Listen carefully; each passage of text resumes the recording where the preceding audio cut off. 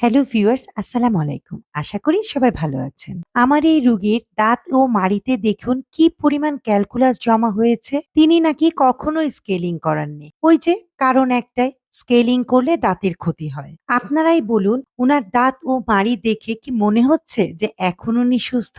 যাই হোক, আজ দেখাবো আমরা স্কেলিং কিভাবে করি।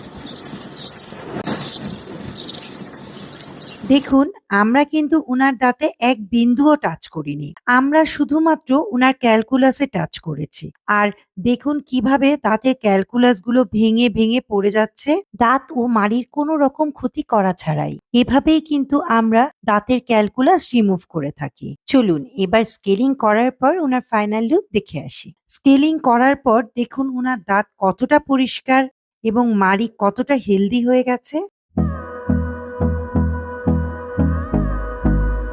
আজ এ পর্যন্তই। সবার সুস্থতা কামনা করে আল্লাহ হাফেজ।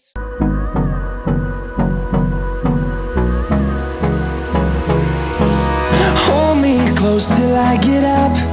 Time is barely on our side.